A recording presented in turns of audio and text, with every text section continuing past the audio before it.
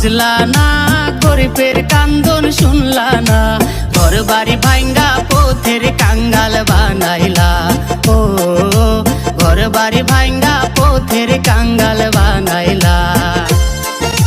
জনগণের আহার মারিয়া নিজের স্বার্থের লাগিয়া একে মন সরকারের দায়িত্ব দেখাইলা। ও একে মন সরকারের দায়িত্ব দেখাইলা।